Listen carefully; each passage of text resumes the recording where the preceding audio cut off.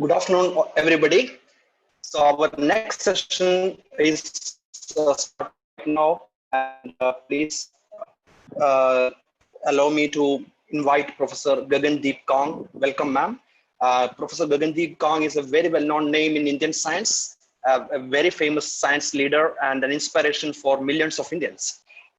She's a clinical scientist and professor in the Department of Gastrointestinal Sciences at Christian Medical College, Vellore, and currently the executive director of the Translational Health Science and Technology Institute, that is THSTI, Faridabad.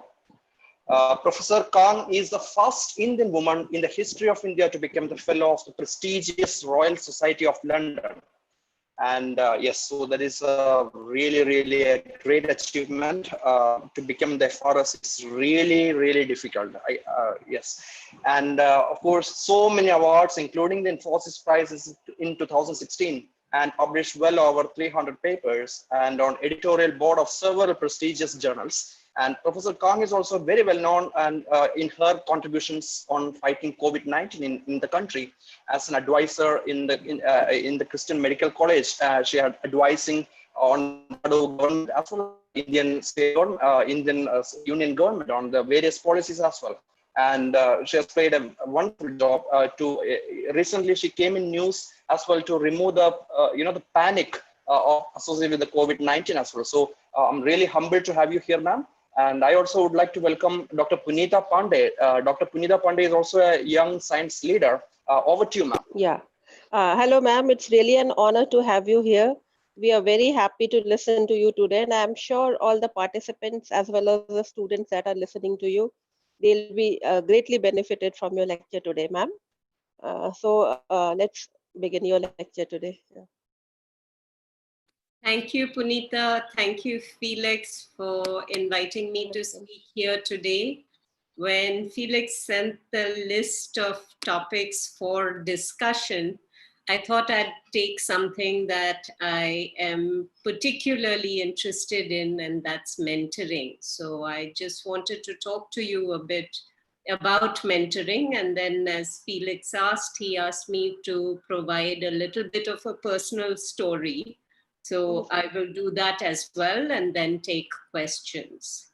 So sure. Thank you, Punita. So are you able to see my slides now? Yes, ma'am. Okay. So mentoring actually is named after Mentor, who was a friend of Ulysses or Odysseus, depending on whether you use the Greek or the Latin term. In the pre-Christian era, it was very common for wars to last for a very long time. So when Ulysses knew that he was going to fight the Trojans, he realized he would be leaving his son behind. So he asked his friend to make sure that his son Telemachus was looked after. So the term mentoring really comes from the name of Ulysses's friend.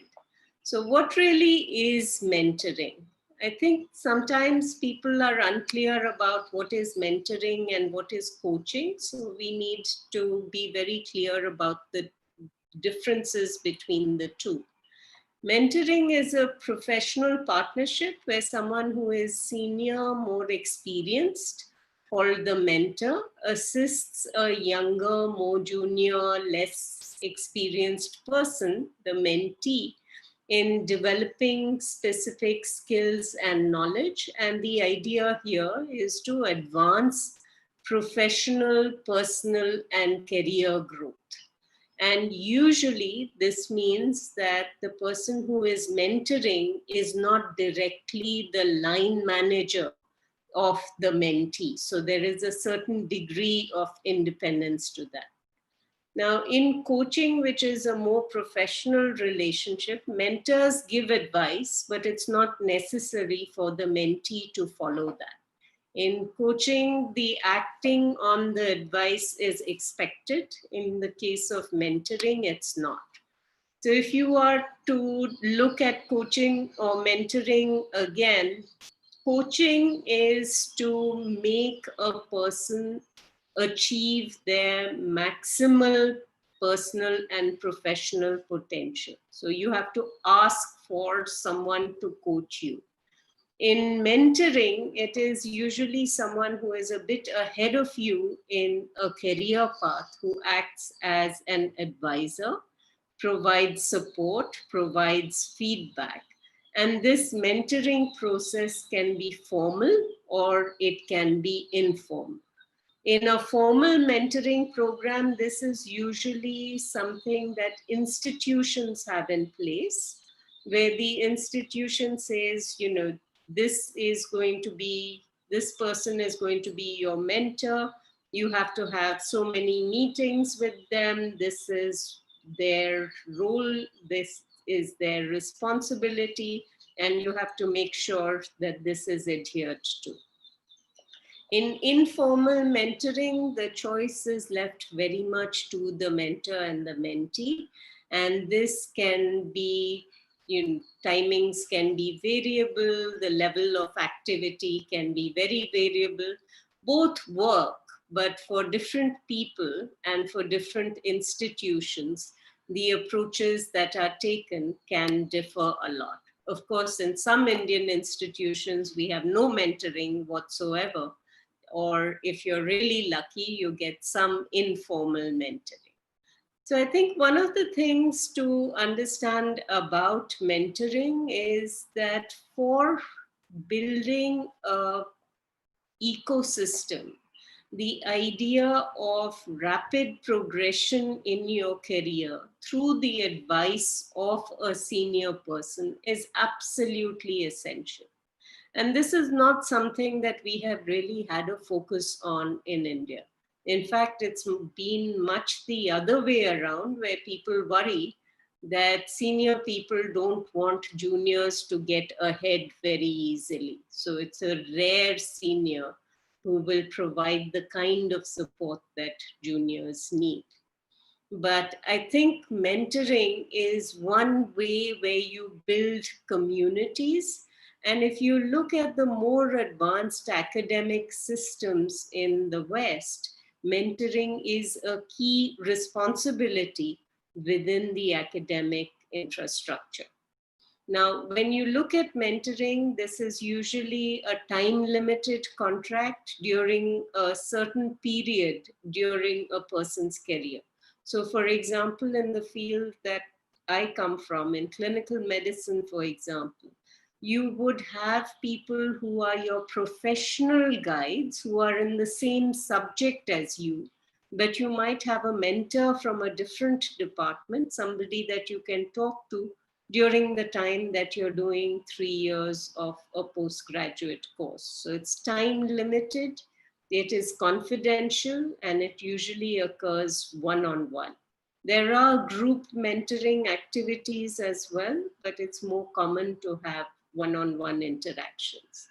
This can involve guidance, giving advice, help in making contacts. This is how networks are built, sharing experience, providing support, and to some extent, including coaching skills. Now, what does a mentor really need to know and learn? You can't start out by being a mentor as soon as you become a professor, for example. The idea of listening actively, you need to understand as a mentor that your responsibility is to bring the other person up. They may not be very confident. They've come into a new job. It is a new environment. What is it that you can do to listen to them, to hear what they are saying, both in words, but also from their body language, and think about what you can do to support them. Now, for a mentor, to listen, to support is very important, but none of this is going to happen if there isn't a relationship of trust between the mentor and the mentee. So understanding what it takes to build trust, to be reliable, is something that mentors need to understand. You can be a very, very busy professor, have no time at all, but if you've made a commitment to your mentee, then you have to be there for them. That commitment should take priority. You also need to know that the goals that are set need to be the mentee's goals, that the mentor doesn't decide, oh, you should achieve this. You could provide advice, you could provide support, but the goal has to be something that is set by the mentee after discussion with the mentor. And the idea is to now look at building all the skills that are required to achieve the goals, building the networks that are required to achieve the goals. The idea of a mentor is to encourage, to inspire, and to support. Now, what does the mentor have to do? The mentor's role is a hugely important one, and not everyone makes a good mentor. There are questions that mentors should ask themselves before they start becoming mentors. What are the experiences and learning that I can bring to the mentoring relationships? What are my expectations for the relationships? This is not on the part of the mentor something that makes their own careers grow. And that's why it's also very important to ask the third question: are there any obstacles that could impede the relationship's development? So once a mentor is convinced that they do have something to offer, that they do not have unrealistic expectations, and they've thought about what problems there might be, then the role of the mentor is to make sure that support is provided. The development of collaborations can happen, may not necessarily be there, but it's very important to be available. When you make an appointment, it should be kept. If you have made a commitment, you have to be very reliably responsive to the mentee. Now, it's important to encourage and inspire. So therefore, being a role model is important. And frequently, mentees will observe the mentor in the performance of their duties. But it's important also to remember that your mentee may not be exactly like you. So therefore, you do have to respect the other person's individuality. What about the mentee or the trainee? I think it's very important to be honest about strengths and limitations. You know yourself, and to have an, a view that you can achieve anything at a junior level is unrealistic. So you need to avoid those unrealistic expectations of yourself, but also unrealistic expectations of your mentor. To think that they are going to be able to transform your career can only happen if you and the mentor really work together and have decided what are achievable goals. Trainees or mentees do need to be ambitious, need to set high standards for themselves. But it's also important to realize that this is a phase of growth for your career. So therefore, you don't start out knowing everything, and it's important to do whatever is required to learn all you can. Now, if you look at the stages of mentoring and the activities, it's 4 stages: building the relationship, exchanging information and setting goals, working towards the goals, and then ending the formal mentoring relationship and planning for the future. In order to do this, it's very important to make sure that you have clear expectations, you have outlined what this contract is between the mentor and the mentee, how frequently will you be meeting, are personal issues going to be discussed or not? Some relationships that's accepted, in others it isn't. Do you want didactic mentoring? Some people do, others don't. Observing the mentor in their duties and conducting research, in conducting meetings, in interacting with co-researchers, all of these are really important in order for younger people to understand how they need to be thinking about their own engagement with others and their own responsibilities. Now, mentoring has a lot of value, but doesn't always work out. Sometimes you have very senior people who take on the role of mentorship and then don't deliver on it, or they think their job is to order people around, tell younger people what they should or shouldn't be doing, and expect that they will live up to their expectations. Now, that doesn't work for everybody, and it can be very, very challenging if these kinds of conflicts arise. You also have mentors who make promises and don't deliver, and this can be hurtful and demeaning to a mentee. There are also personality issues, particularly for women. Gender issues do come up, and sometimes it can be hard to find the kind of mentor who fits your requirements for mentoring. Now, there can be conflicts also because the motivation of both the mentee and the mentor might not be aligned, and the value that each of them sees may be very, very different. So if those happen, then it is probably a better idea to think about whether a different approach to mentoring is needed on either side. There are also ethical and legal issues. The first thing in medicine and in mentoring is do no harm. The idea of mentoring is to promote the well-being and the welfare of the mentee. So it's important that these are not abused. It's important that mentors do not misguide their mentees, and obviously exploitation is to be avoided, sometimes quite difficult in the Indian scenario. And then confidentiality and privacy, particularly because your mentor is not your line manager, and you may have problems with your line manager that need to be sorted out. These are the kinds of issues that would be discussed with the mentor, and the mentor must maintain confidentiality for these.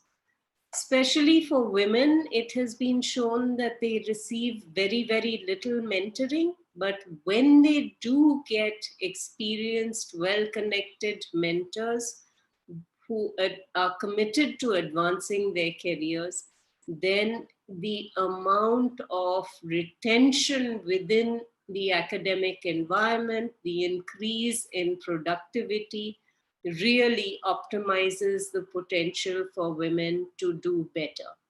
So I think mentoring is important for all young people, but especially for women. This is something that we should be thinking about instituting formally. It's hard to find currently, but I think the pull for this must come from young people, and they must demand that there should be such formal arrangements.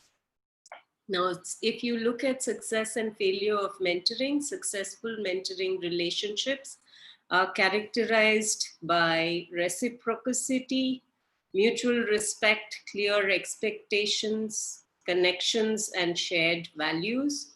And failed relationships are when communication and commitment are not there, when there are differences in personality, when there are differences in interests, when there is competition between mentor and mentee, and sometimes when there is a lack of experience in the mentoring process. So moving from that, I've never had a formal mentor. So this is my personal story of informal interactions and mentoring. Now, My father was in the railways, so I lived in a lot of places. You can see from the stars on the map the many places that I went to school. And my mother was a teacher, and what she taught us was logistics, how to be organized about everything, how to have multiple responsibilities and still be able to handle them in a time frame that is responsive to the need. And that has stood me in really good stead through my entire life. My father taught me that if you want answers, and either look in books, because you will always find a lot of information there. And if you can't find the answer in a book, you can think about experiments that will help you to find those answers. So in terms of schooling, it isn't classical to call your parents mentors, but I think some of the things that I learned from them were absolutely essential to whatever I have done in life. So then if you look at medical school, it's always challenging to get in. And I think in terms of mentoring, usually people think that finding academic mentors happens when you're in college. And shown here is Dr. Alka Ganesh, who was a young professor of medicine when my classmates and I joined. And she was remarkable in how she carried herself and how she taught all of us. Very sensible, the kind of person who said, you do not need to do unnecessary investigations. Show us how you make a diagnosis with the minimal level of investigations. Really good histories, really good physical examinations. Come up with what is a rational approach to making a diagnosis and deciding on treatment. She's one example of the many, many people in CMC who followed this approach and showed us that it is possible to effectively deliver care without having every expensive tool in the book. So there were many things that I learned, and you learn with friends, you learn from teachers, you learn in a variety of different ways when you're a young person in college. And I can't emphasize enough that it isn't just curricular learning that is important. Extracurricular learning is equally important in understanding how to deal with people and how to think about your role as part of the community. So we did a lot of plays, we went on a lot of picnics, and I think that taught me as much as my classes did. So having balance in your life is really important. So when I was doing my MBBS, I kept thinking about an MD and what, and it was as varied from eye surgery to psychiatry, and I wound up in microbiology, which actually I didn't like very much in the way it's practiced in medical schools. So I thought research and what my father had taught me about experimentation was important. So I moved into that. In my early career, I had a number of people who were really important. Professor Jacob John was the head of the department when I was doing my MD. And then subsequently, I joined the Department of Gastrointestinal Sciences, where Professor V.I. Mathan and Professor Mini Mathan were the heads of department. And what I learned from them was really about how challenging it can be to be a junior when your seniors are very, very well recognized individuals, because they are very, very busy and they rarely have time for the juniors in the department. So perhaps it was a good thing that they were that busy, because what it gave me was a lot of independence and the need to learn as much as possible on my own. So learning from them, watching them in meetings, looking at how they handled their relationships for international collaborations were also really valuable for me. But then I had the opportunity to go to the UK and then to the US. And during that time, which was my postdoc, I met my first proper mentor. This was Professor Mary Estes, and she was at the Baylor, she still is at the Baylor College of Medicine. And this was the first time where somebody sat me down and said, where do you want to be a year or 2 years from now? And how do we think about getting there? So that was an approach that I really learned a lot from. She was a reviewer for many, many granting agencies, and she taught me, she would give me the grants and ask me to review them. It was hard work, because coming from a medical background and now reviewing grants that were to do with basic biology was hugely challenging. My first grant took me 1 week of reading around the grant to think about being able to come up with a review that was sensible, because these were grants that were coming from the best people in the world. So that kind of approach, she could review the grant, what I spent 1 week on, she could do in 2 hours. But nonetheless, it was a great learning experience for me. I had the choice then to stay in the UK or US and come back to India. And I decided that I was going to come back because I wanted to do things that made a difference here. So when I got back, my collaborator was going to be Professor Jayaprakash Mulyal. He's been in the news a lot because he's been interviewed a lot for COVID-19. He is the most incredible epidemiologist and one of the most sensible people that I know of in science today.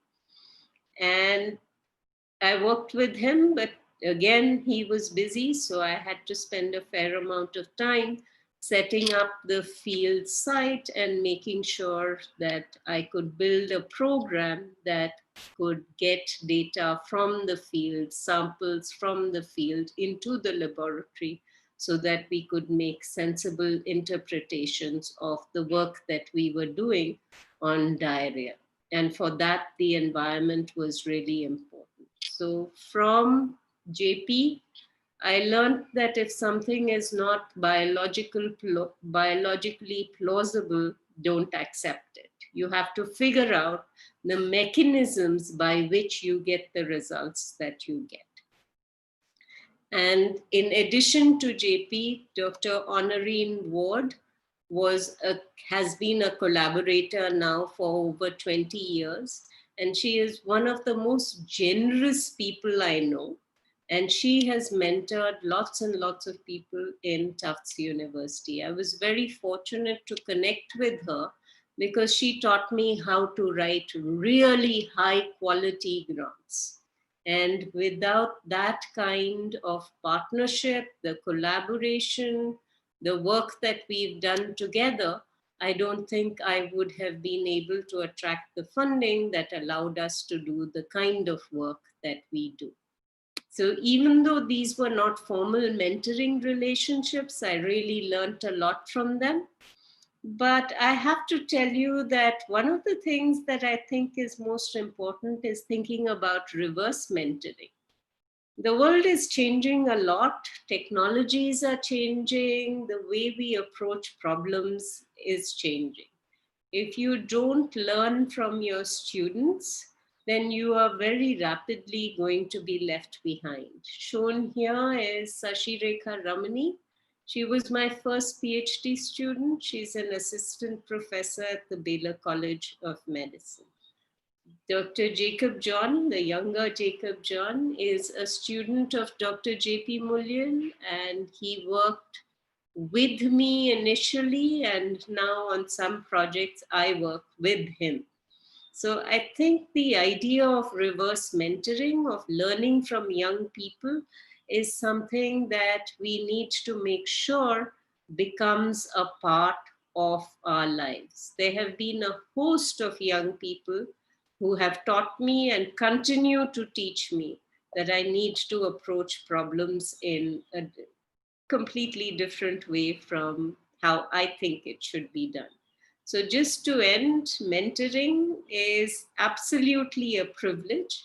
But I think for us to create the kinds of science that we want, that solves ambitious problems, it's also a necessity that we grow together to be able to build capacity in India. So with that, I'll stop and thank you for your attention.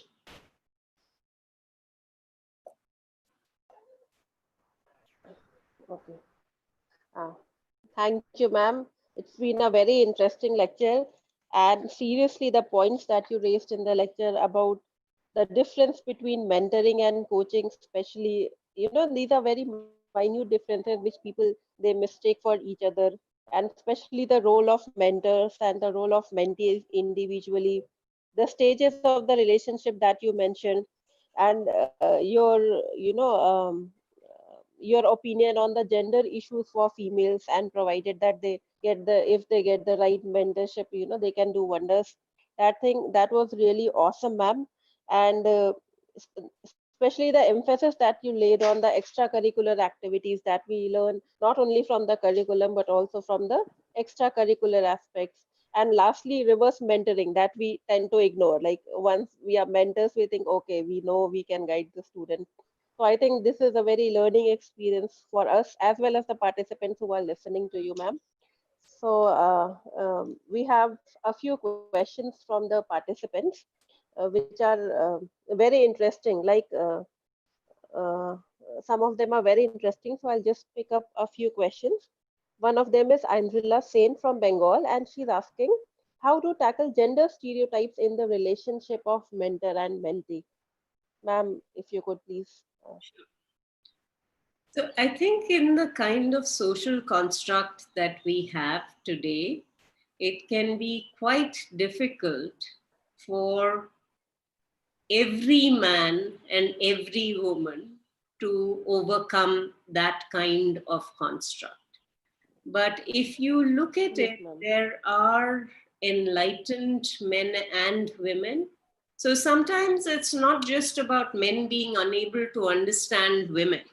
It's about older women saying, I put up with all of these problems and I survived and I managed, and you should too. You But should. that's not how Yes. you create a new world. That's not how you create a new environment. Some people are really stuck in their ways, and that can be either a man or a woman. Woman. If that is the case, I think the most important thing to do is to identify the right mentor. I mentioned personality clashes. If Personality. you have the wrong kind of mentor, it's going to hold you back. It's not going to be lifting you up. So, what you're looking for is somebody who will encourage you, somebody who will support you, and it's worth it. Yes, Really, ma'am. if I look back at my career, I think if I had had a mentor 20 years ago, I think I would have moved faster. So I Yes, got ma'am. a lot of support from people, but I didn't have a mentoring relationship. Formal So background. now what I'm trying to do is I make sure that I am mentoring formally my group Yes, ma'am. and people from other groups. So, for example, I'm mentoring a nephrologist. This has nothing to do with the area that I work in. But I think, in terms of a career path, I can help her out. Okay, so what a wonderful talk, ma'am. I totally enjoyed your presentation, Wonderful. especially about this one, the active listening, and you have recited some of the personal weakness from your childhood days. That is really wonderful. I totally enjoyed your talk. Absolutely awesome. Let me also pick up one question from the audience. It's Mahesh is asking from Kolkata. Depression is getting very common among PhD students, especially due to peer pressure to publish or perish in the world, plus various family pressures, especially for female students to get married. How would you advise young faculties in India to deal with such mental health issues of the PhD students? That is I very think one interesting of the question. things that we have to realize is that awareness of mental health is critically important. So the stress that young people have to deal with today is incredible.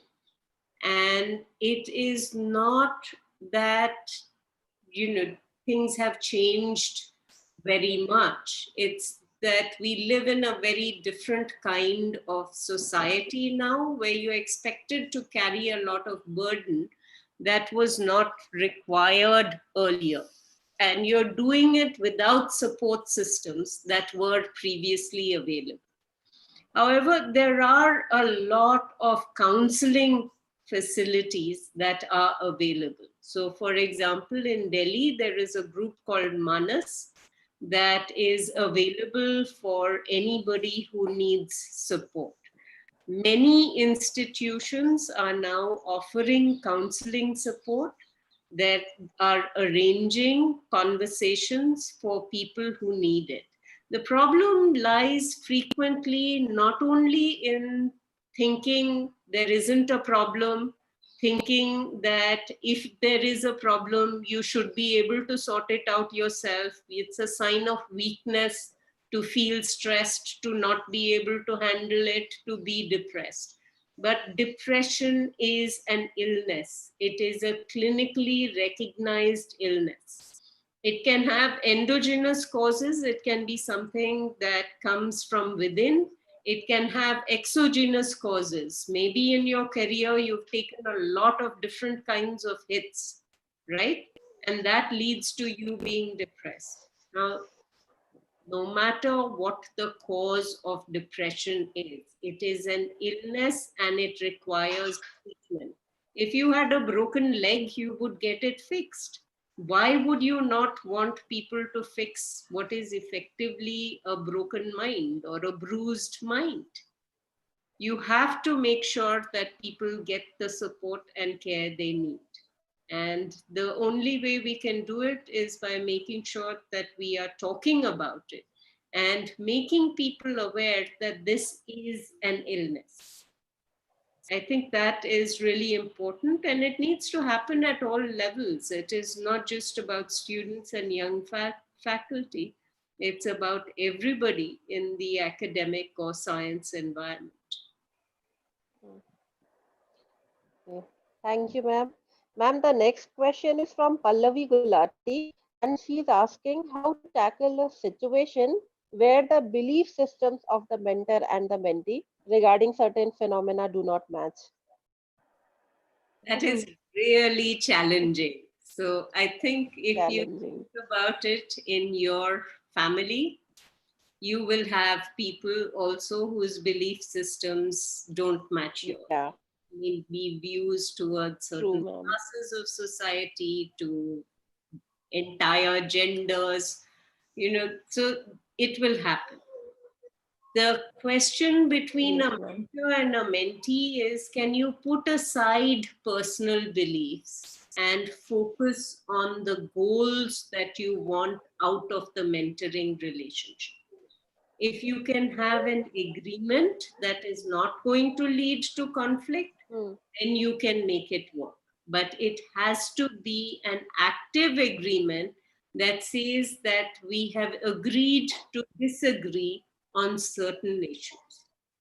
And if those Right. issues do not impact professional development, then it is feasible. If they do impact your arrangement, then don't go there. Hmm.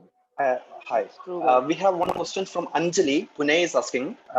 She's asking, one reason why mentoring is not popular here in India is because many people consider it as a Western concept.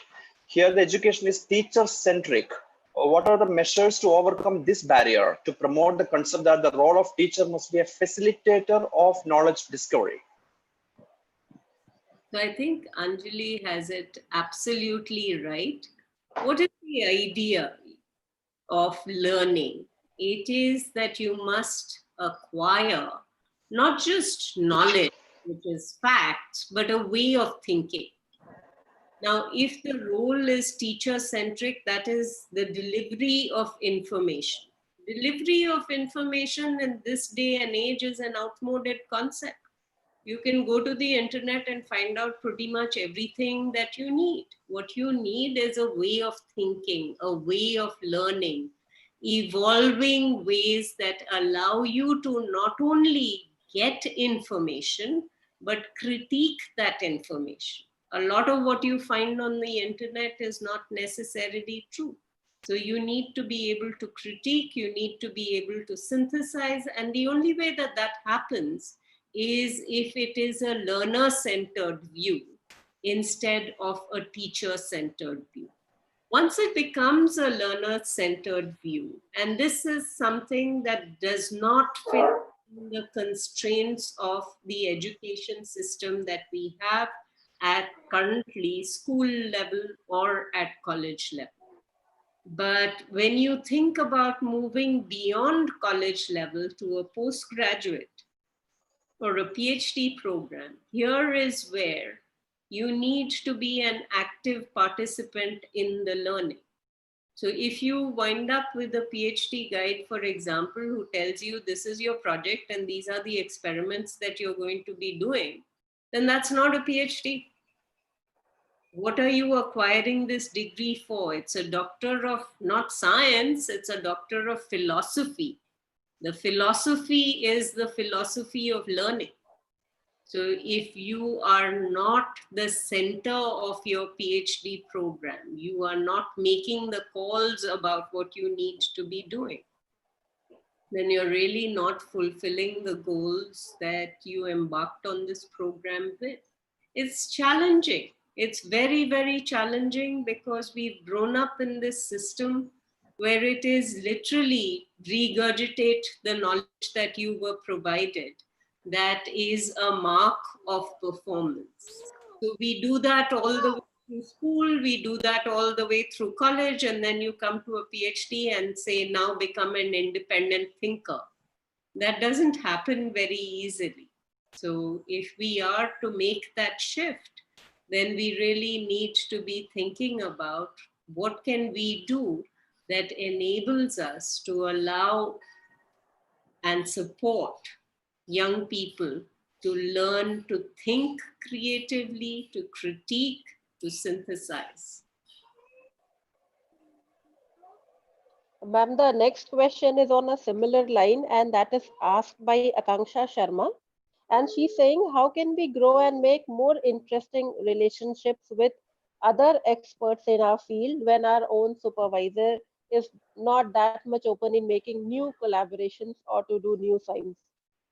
I think I think I I can. think some of the scholars they do face such challenges, I, and especially in Indian context, it's very important that if you could throw some light on it. yeah. So one way of approaching this is really to do a good review of the area in which you're working. What does the landscape look like? Which part of this landscape does your supervisor's work fit in? What are the other areas that you're interested in? Who are the leaders or the interesting thinkers in that field? In that, If you write to people who are very, very busy, some people are the types who, if it is an interesting question, will respond. So then you can start to think about what is happening. You can communicate with them. You can think about the approaches that they are using and whether that might be something that you could suggest to your supervisor. It's possible that that might not work. But if it doesn't work, that doesn't mean that that is the end of the world. Remember that your PhD is one step in your scientific journey. If you are constantly exploring the field that you're working in and related fields, you may not be doing the experiments, but you are still learning. You are still bringing together a bigger picture than your supervisor currently has. And this will stand you in good stead in the future. Okay, so here today in our panel, we also have Professor Alok Dhawan. He is also an Academy Fellow and the Director of CSIR Indian Institute of Toxicology Research from Lucknow. Over to you, sir. I think you have a question to ask. Yeah, good afternoon, ma'am. Fantastic talk. I think I just wanted to take you on this issue of when you do your master's and perhaps PhD, that's when you start thinking independently. I just want to share an experiment with you we did with students from class 9th onwards, and we brought them over to our institute for 2 months in summer. This year it was not possible, but prior to this. And we found that they are very, very receptive. If you bring them in, they give you very novel ideas and they actually do work for 2 months in our institute. So almost between 15 to 18 students get a chance to come and work here. Before that, we run a program which is called Be a Scientist for a Day, and they come and evaluate the entire institute, what they are doing. And out of those 200 odd students, we get proposals from about 20, 25, we evaluate them and we allow them to work. The other thing that I was able to do in a sort of higher education institution in Ahmedabad was upfront from undergrad. Everybody had to do some kind of research or the other. They had to present a paper. And by the time there were 30 undergrad students or the ones who came in parallelly in MSc first year, each of them, when they graduated, they had a publication before they graduated in the first authorship in an international journal. So I think it's just how much you are able to push these students. They have enormous potential. The fact that we go into rote learning right from the very beginning, I don't think it's a good idea. We need to allow them to do critical thinking, as you rightly mentioned, allow them to critique what is there and see what new can be done. There's enormous scope. Of course, one thing I must share here on this platform, language is a major barrier, which I've felt that people from the backgrounds who cannot speak English language or can't sort of express themselves well get left out. That's a different story altogether. But I think the education system needs to improvise and see how we can include these people at a very early stage, as early as possible. And I mean, I can see teachers now coming from school in Lucknow to us during summer vacation. They're saying that, can we also do some research from school? They're coming to us not to do research. So I think that's a phenomenal change that we've been able to accomplish in Lucknow itself. Absolutely, Dr. Dhawan. Those sound like really wonderful initiatives. And I hope that they will be adopted by many other places as well.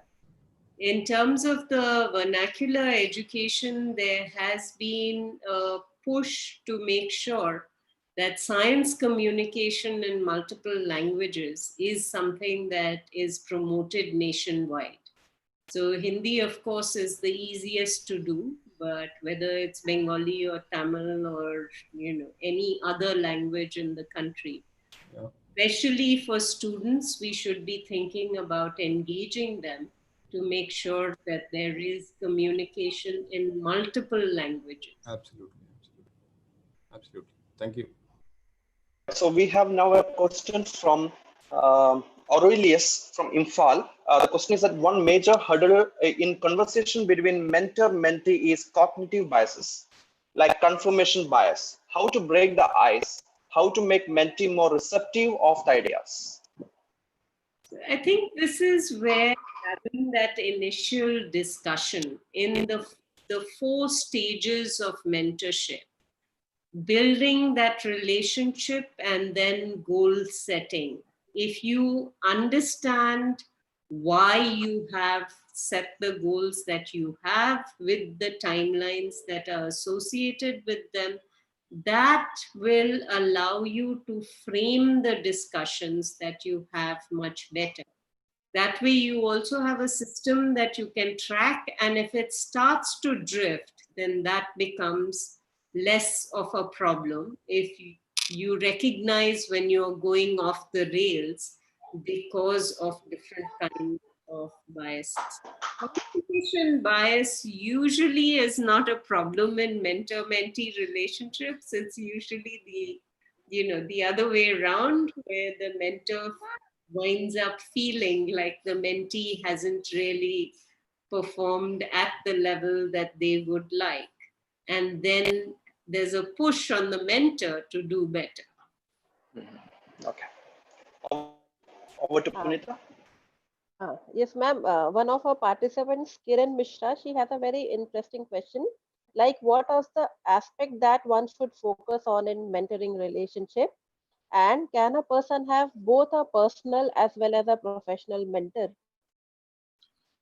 This is The first things that you need to think about is respect and trust. mm, So if you respect, it has to go both ways. If you have a mentor that you don't respect and trust, then you're not going to be able to build a good relationship, whether it's personal or professional. or professional. Similarly, if the mentor does not respect the mentee, does not see a clear pathway for the mentee to grow, and does not trust that the mentee will do the best they can to ensure that their career grows in the right way, that they try to be the right kind of person. It works both ways. You need respect and trust. Then the responsibility of the mentor becomes encouragement, support, and if possible, inspiration. Because if the mentor is somebody that you respect and trust, they are encouraging you, they are supporting you, you're going to feel like $1,000,000, right? You're going to feel like you can achieve things. That's where you want to get to with a mentor-mentee relationship. So it can be quite challenging, but the idea, it isn't that hard. I have seen it in many places, and many of the science academies have built mentoring programs. For example, the Academy of Medical Sciences in the UK has an amazing mentoring program. They went deliberately and they said, we will build this. We will tell seniors in the ecosystem that this is their responsibility. They have to support younger people.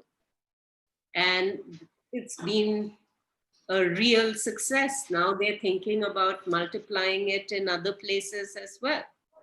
So it can be done. There has to be a commitment to do it. That is true. Okay, so let me pick up one more question. It's from Shakti Vel from Coimbatore is asking, how mentoring has changed post-COVID-19 period? Interaction with PhD students are mostly online. Are there any major disadvantages in this mode? Yes. If anything, I would think that one, mentees need more support at this time. So whether that is mental stress because you can't, because of the prevailing situation, because you're not getting experiments done, because you don't know what the future holds, there is a huge amount of increased stress on trainees, on mentees.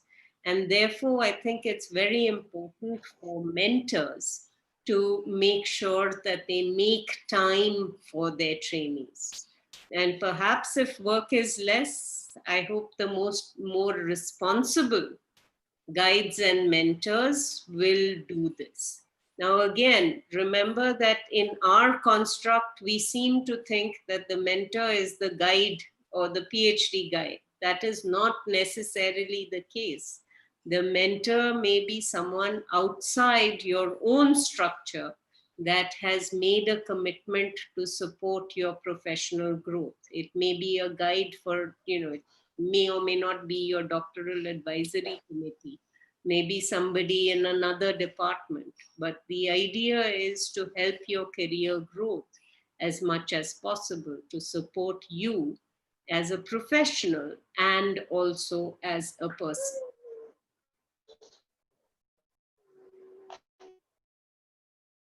Okay. Ma'am, there is a very important question by Anup Kumar from UP, and he's saying, what will you do when a mentee comes up with an idea and a project in which you are not an expert? This is more, I think, in terms of PhD and supervisor. So I think in that case, a mentor does not need to be an expert in everything. That's impossible. Everything. What is it that you Yes. will do? You will try and help them find the best support they can. You will try and get the project evaluated by people who are experts in the field. You will reach out to your network and make sure that your mentee gets the support that they need. Guidance. That's true. Okay, so we have a question here from Priya from Rajasthan is asking, would you recommend considering mentees as a family member? How appropriate it is to invite them for dinner and family functions? So strictly speaking, this is intended to be a professional relationship. So if you do think about personal support, but as you know, in PhD groups, for example, some PhD guides are very happy treating their students and their group as extended family. Others are not. So it really is a question of not just the professional, but the personal relationship that you build up. And you need to play it by ear. Basically, as long as the goals of encouragement, support, career growth are met, the others are nice add-ons. Maybe you're making a friend. It's supposed to be time limited, but you may have a relationship that you will appreciate for the rest of your life. There is nothing stopping that from happening.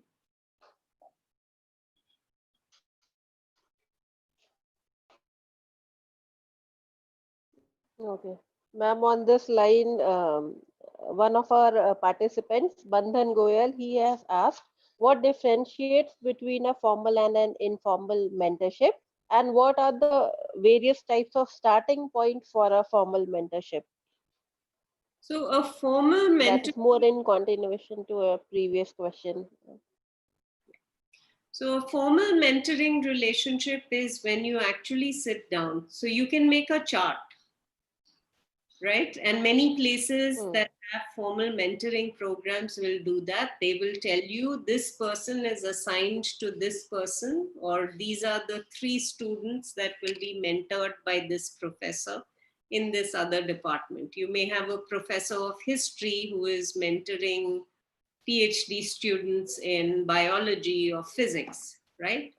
You will then set up a relationship where you say, we will meet once a month and we will have a discussion at coffee or something like that for X period of time, that we will do a longer check-in every 3 months. We will define the goals at this meeting. We will check progress on how we are doing every so often. That is a formal mentoring relationship. An informal relationship would be, well, I've agreed to mentor you. Please, let's have a couple of meetings. Let's get to know each other. And then we can have a discussion about what it is you want to do. And over time, you let me know when you need me for something. And whenever you need me, send me an email and we can talk. So that becomes more informal mentoring, whereas with a structure is more formal mentoring.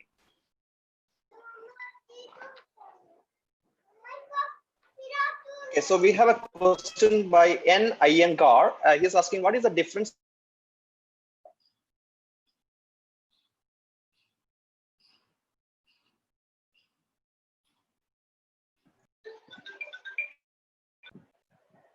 Sorry, Felix, you froze. Yeah, I think I got, yeah. So the question is from Iyengar. Iyengar is asking, what is the difference between mentoring and proctoring? So proctoring is supervision at a different level. Mentoring is a support structure.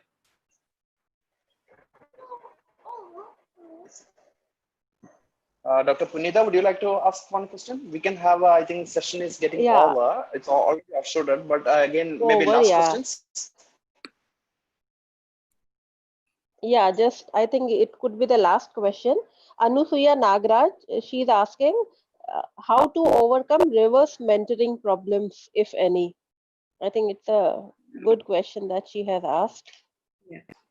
So the idea of reverse mentoring is a fairly recent one, but I think it is very important. The problems will come when, if it becomes a requirement and if the mentor does not have an open mind, right? So if you're looking at reverse mentoring where the mentor gets mentored, if they are the kind of person that thinks, I have a lot of experience, I know everything, who are these young punks to teach me anything, right? Then you're going to wind up with problems. I think what you need to accept is that the world has changed, and it is young people who have been brought up in a digital world that will know much more about how to navigate this world than we will.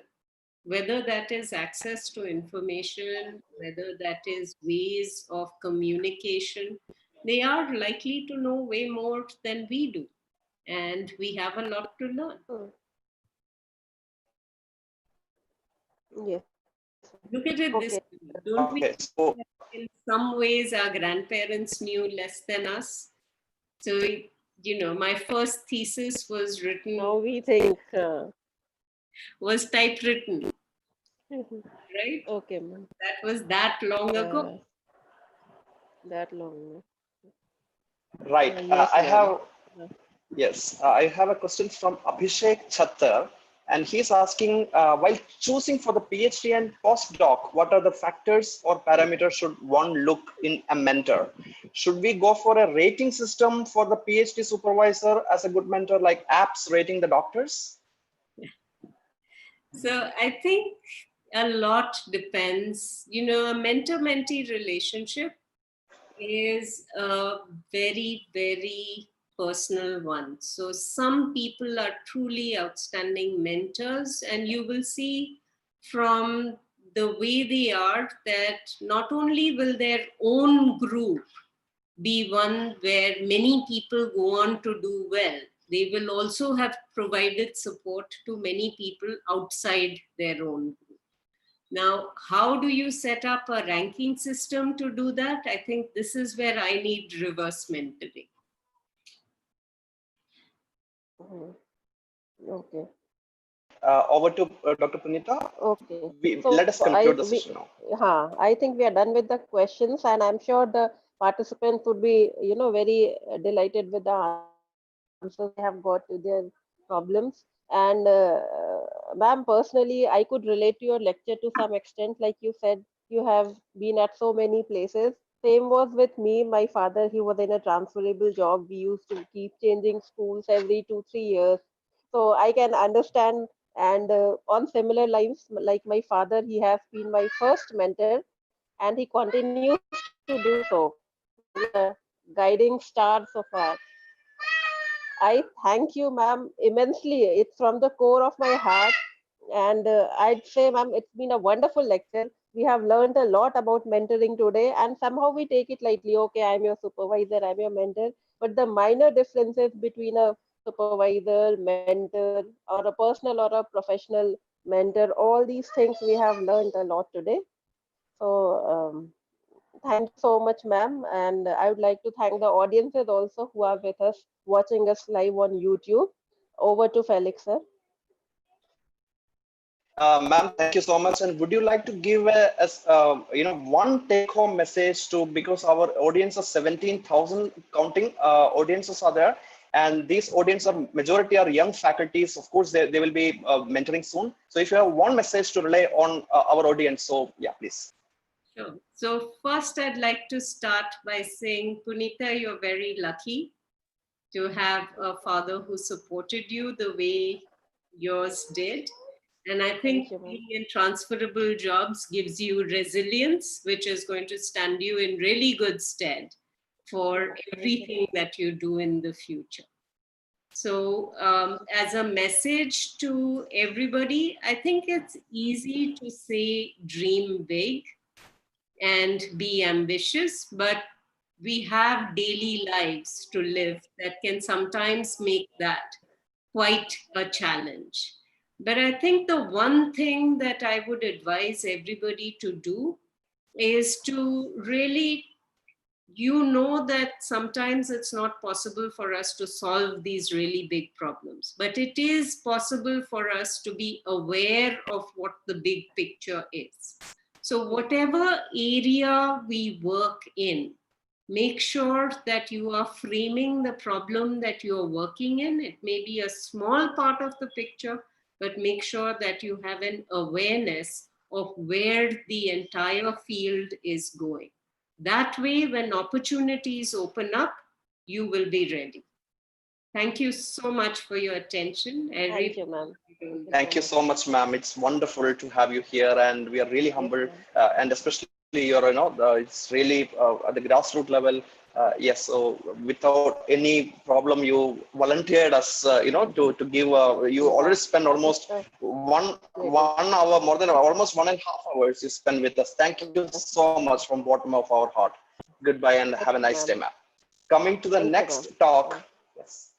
Coming to the next talk, I would like to share, allow me to share my screen, and it's by Dr. Subha Priyadarshini, and she is the editor-in-chief of the Springer Nature, and she is the first speaker in the Young Science Leaders series, and join us at 5:30 p.m. today. So we just have an hour, so just please enjoy the cup of tea or coffee, and I will see you all exactly at 5:30 p.m. to hear her story. Goodbye all.